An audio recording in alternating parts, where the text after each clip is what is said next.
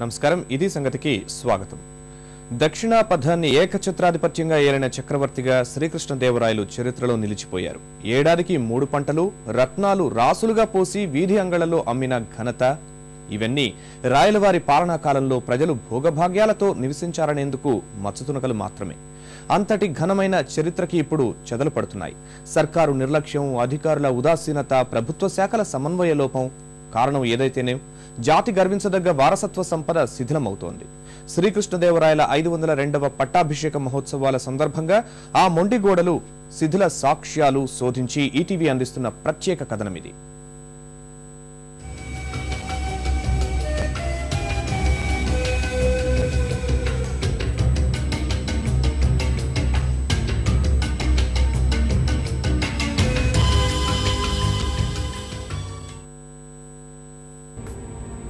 దక్షిణాపథాన్ని ఏకఛత్రాధిపత్యంగా పాలించిన చక్రవర్తిగా, తెలుగు భాష కీర్తిని దశ దిశలా వ్యాపింపజేసిన మహనీయునిగా రాయలు చరిత్రలో నిలిచిపోయారు. రాజంటే సింహాసనంలో కూర్చోవడం కాదు, సంగీతం, సాహిత్యం, కళలు, వ్యవసాయం ఇలా భిన్న రంగాలపై మక్కువ చూపటం, సుభిక్ష పాలన అందించటం అంటూ రాచరికానికి కొత్త నిర్వచనం చెప్పిన చక్రవర్తి శ్రీకృష్ణదేవరాయలు. అఖండమైన విజయనగర సామ్రాజ్యాన్ని స్థాపించిన రాయలు పెనుకొండను 2వ రాజధానిగా చేసుకుని పాలన సాగించారు. ఆ వైభవాన్ని మననం చేసుకునేందుకే 2010లో ప్రభుత్వం శ్రీకృష్ణదేవరాయల పట్టాభిషేక పంచశతాబ్ది వేడుకల్ని రాష్ట్ర వ్యాప్తంగా నిర్వహించింది. హైదరాబాద్లో ఆరంభ వేడుకలు నిర్వహించి ముగింపు ఉత్సవాలు పెనుకొండలో జరిపారు. ఇప్పుడు మరోసారి శ్రీకృష్ణదేవరాయల 502వ పట్టాభిషేక మహోత్సవాలను ఉన్నంతలో ఘనంగా నిర్వహిస్తున్నారు. 2 ఏళ్ల క్రితం జరిగిన వేడుకల్లో రాష్ట్ర, కేంద్ర మంత్రులతో పాటు ముఖ్యమంత్రి, గవర్నర్ పాల్గొన్నారు. ఆ సందర్భంగా అనేక హామీలు గుప్పించారు. రాయలవారిని స్ఫూర్తిగా తీసుకుని పనిచేయాలని గవర్నర్ ఆకాంక్షిస్తే అమాత్యులు, ముఖ్యమంత్రి అదే బాటలో నడుస్తున్నామని గొప్పలకు పోయారు. అయితే రాయల రాజధాని వేదికగా ఇచ్చిన హామీల్లో ఒక్కదానిని ఇప్పటి వరకు పూర్తి చేయలేకపోవడం మన పాలకుల చిత్తశుద్ధికి అద్దం పడుతోంది. నాడు ప్రభుత్వం ఇచ్చిన హామీలు పరిశీలిస్తే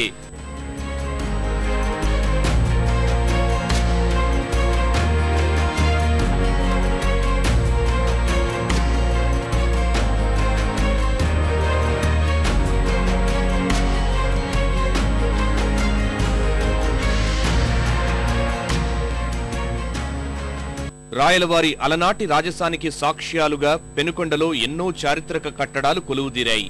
అప్పటి నిర్మాణాలది ప్రత్యేక శైలి. ఎలాంటి కట్టడమైనా రాతితో నిర్మించి దానిపై సున్నపుగార వేసి కొత్త అందాన్ని తెచ్చేవారు. అలాంటి అపురూప కట్టడాలు ప్రస్తుతం కనుమరుగయ్యే ప్రమాదం ఏర్పడింది. మహాసామ్రాజ్య పాలనకు వేదికగా నిలిచి అష్టదిగ్గజ కవులతో భువన విజయం వంటి పరిణామాలకు సాక్షిగా నిలిచిన రాజసౌధం, గగన్ మహల్ తో పాటు రాజవీధికి ఇరువైపులా ఉన్న దేవాలయాలు, మంటపాలు, చావళ్లు, టంకశాల, గుర్రపుశాల అన్నీ శిథిలావస్థకు చేరుకున్నాయి.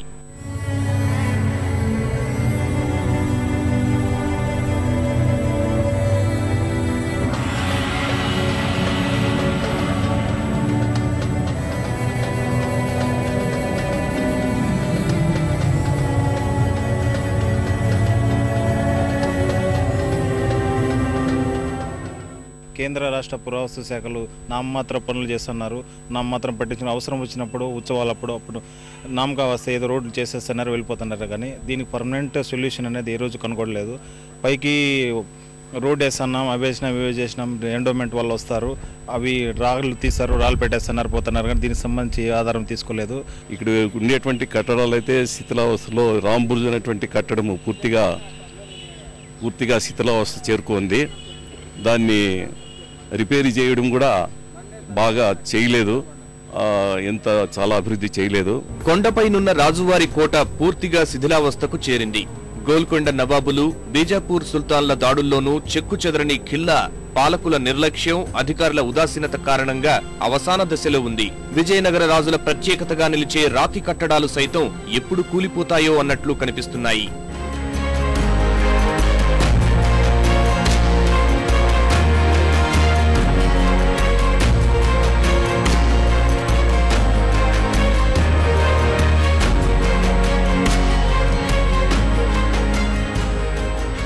పెనుకొండ కోట ద్వారాలు, రక్షణ గోడలు, ముళ్లకంపలు పెరిగి పగుళ్లు వచ్చాయి.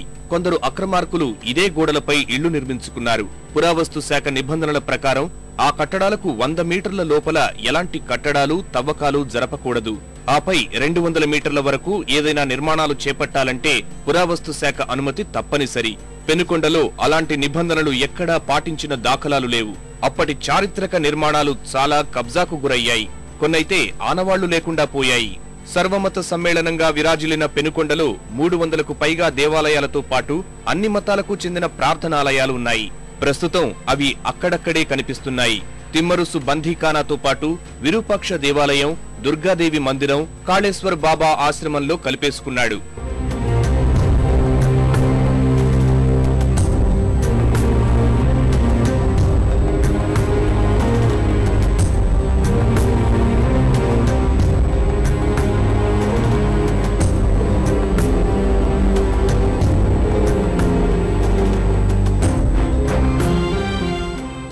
గుప్త నిధుల కోసం ధ్వంసం చేస్తున్నారు. కొంతమంది మామూలు యథేచ్ఛంగా కట్టడాలు జరుగుతున్నా కానీ ఇంత కబ్జాలు జరుగుతున్నా కూడా ఈ రెవెన్యూ శాఖ వాళ్ళు ఏం చెప్తారంటే ఈ పురాతన శాఖలు చూసుకుంటారంటారు.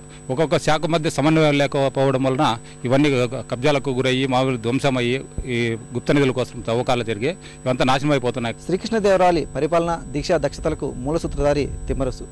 ఆయన మరణానంతరం ఇక్కడే ఆయనను సమాధి చేశారు. తర్వాత కాలంలో ఆలనాపాలన లేక ఈ సమాధి శిథిలావస్థకు చేరుకుంది. గుప్త నిధుల తవ్వకాల నుంచి కాపాడడం అటుంచితే కనీసం పురాతత్వ శాఖ ఈ సమాధికి సున్నం కూడా వేయించలేని దుస్థితి. శ్రీకృష్ణదేవరాయల పరిపాలనకు వెన్నంటి ఉన్న వ్యక్తి మహామంత్రి తిమ్మరుసు. అలాంటి తిమ్మరుసుకు సంబంధించిన చారిత్రక స్మృతులు కనుమరుగయ్యే ప్రమాదం ఏర్పడింది. తిమ్మరుసుని బందీఖానాతో పాటు ఆయన సమాధి కూడా గుప్త నిధుల వేటలో శిథిలమైంది. పట్టించుకునేవారెవరూ లేకపోవడంతో ఇష్టారాజ్యంగా ఇక్కడ తవ్వకాలు జరిపారు. అసాంఘిక కార్యకలాపాలకు సైతం ఈ కట్టడాన్ని అడ్డాగా మార్చుకున్నారు. అంతటి గొప్ప వ్యక్తి సమాధికి ఇలాంటి దుస్థితి ఏర్పడడంపై స్థానికులు ఆవేదన వ్యక్తం చేస్తున్నారు. సమాధి సమీపంలోని పొలాల్లో పంటలు వేసినప్పుడు మాత్రం అక్కడి రైతులు కాపలా ఉంటారు. ఆ తరువాత అంతే సంగతులు. మేము 3 నెలలు 4 నెలలు ఉంటాము. మేము ఉండే వరకు ఎవరు రారు. మేము ఇంటికి వెళ్ళిపోతేనే వస్తారు చేనులకి. వచ్చి ఆడ చిక్తాడు తొగేస్తారు. మేము ఎన్ని తూర్లు దాన్ని బూడిసినా కానీ ఎవరు పట్టించుకుంటారు. ఏమన్నా చేస్తారేమో అధికారులు, ఎవరన్నా గుడిని పట్టించుకుంటారేమో. తిమ్మరుసు గురి ఇది చాలా గొప్ప ఇది. దీన్ని అసలుకి ఏం పట్టించుకుంటానే ఉండలేదు. విజయనగర రాజుల్లో హరిహర, బుక్కరాయల కాలంలో కొండపైన అనేక దేవాలయాలు నిర్మించారు. అప్పట్లో కోట నుంచి నేరుగా ఆలయాలకు వెళ్లేలా మార్గం ఉండేది. కాలక్రమంలో ఆ దారి రాళ్లు, రప్పలు, చెట్లు, చేమలతో మూసుకుపోయింది. రాయల వంశీయుల ఇష్టదైవం లక్ష్మీ నరసింహస్వామి గుడి చాలా వరకు ధ్వంసమైంది. ఇక్కడో గుడి ఉండేదని చెప్పేందుకు మొండి గోడలు మాత్రం దర్శనమిస్తాయి. విగ్రహాన్ని చోరులు ఎత్తుకెళ్లగా అక్కడో చిత్రపటాన్ని ఉంచి పూజలు చేస్తున్నారు. కపిల తీర్థంలో స్నానాలు చేసి రాతి మండపాల క్రింద నుంచి దేవాలయంలోకి వెళ్లేవారు. అయితే నిర్వహణ లేక ఇవి అస్తవ్యస్తంగా పడిపోయాయి. ఎక్కడ పడితే అక్కడ గుప్త నిధుల కోసం తవ్వకాలు జరిగాయి. దొంగలు చేసిన విధ్వంసం చాలదన్నట్లు ఇటీవలే కొండపైకి రోడ్డు వేసేందుకు జరిపిన పేలుళ్లలో దేవాలయ రక్షణ కూడా కొంతమేర దెబ్బతింది. గర్భగుడిలోకి సైతం రాళ్లు ఎగిరిపడ్డాయి. కాలమ్మ మందిరంలో విగ్రహాన్ని పెకలించి పక్కన ఉంచారు. ఆంజనేయ స్వామి గుడి ఆనవాళ్లు లేకుండా పోయింది. విశ్రాంతి మందిరాలు కూలేందుకు సిద్ధంగా ఉన్నాయి.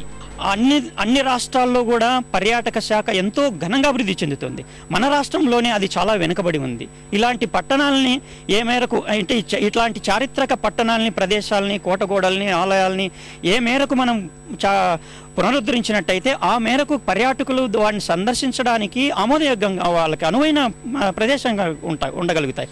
కొండపైకి రోడ్డు అయితే వేశారు కానీ అది ఇంకా సంపూర్ణంగా కావాలి. మరి అదేవిధంగా గగన్ మహల్ని పర్యాటక కేంద్రం వాళ్ళు రీకన్స్ట్రక్షన్ చేసినా కూడా ఇంకా దాన్ని ఉన్నటువంటి రూపం, స్వచ్ఛమైనటువంటి ఉన్నటువంటి సొంత రూపం పోయి మళ్ళీ ఉన్నటువంటిది చెడిపోయింది కారణమైంది. అదేవిధంగా తిమ్మరుసు సమాధి మరియు వివిధ మరి అదేవిధంగా ఆర్డీఓ ఆఫీస్లో ఉన్నటువంటి దీపస్తంభము, రకరకాలుగా ఇవన్నీ చరిత్ర కట్టడాలు ఉన్నాయి. మరి ప్రత్యేకమైన శ్రద్ధ తీసుకున్నట్లయితే ఇది ఒక పుట్టపడితే ఒక హంపి లాగాను మరి ఒక చారిత్రక కట్టడం అవుతుంది. ఇంత చారిత్రక సంపద ఉన్న ప్రాచీన పట్టణం ఇప్పుడు కళ తప్పింది. ఒకనాడు మహోజ్వలంగా వెలిగిన పట్టణం నేడు అడుగడుగునా ఆక్రమణలు, వీధి వీధినా విధ్వంసాలతో కళావిహీనమైంది. చాలా కట్టడాలు పురావస్తు శాఖ అధీనంలోకి వెళ్లినా వాటిని పరిరక్షించే ఓపిక అధికారులకు లేకపోయింది. అప్పుడప్పుడు మొక్కుబడి సర్వేలు, ఆక్రమణదారులకు నోటీసులు తప్ప చేసిందేం లేదు.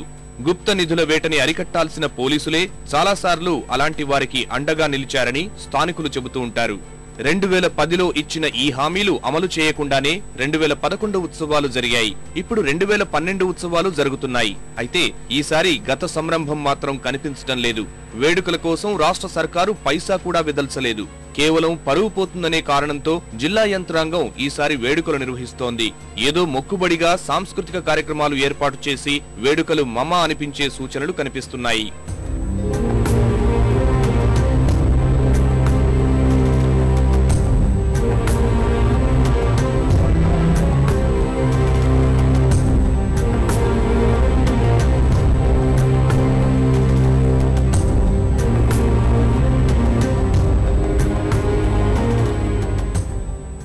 రాయల రాజధాని వేదికగా ఇచ్చిన హామీల అమలులో మన నేతలకు చిత్తశుద్ధి లేదనేందుకు ఇదో నిదర్శనం.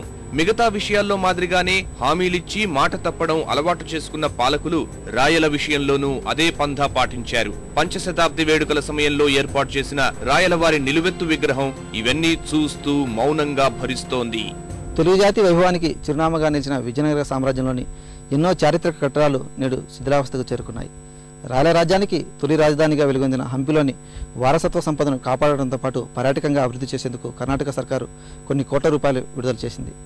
కానీ మన పాలకుల నిర్లక్ష్యం కారణంగా రాయల రెండో రాజధాని అయిన పెనుగొండ నేడు శిథిల సామ్రాజ్యంగా మారి చరిత్ర పుటల్లో కలిసిపోయేందుకు సిద్ధమైంది.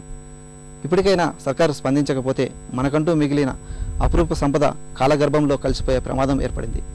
పెనుగొండ నుంచి కెమెరామెన్ నారాయణతో పూర్ణచంద్రశేఖర్, ఈటీవీ న్యూస్, అనంతపురం.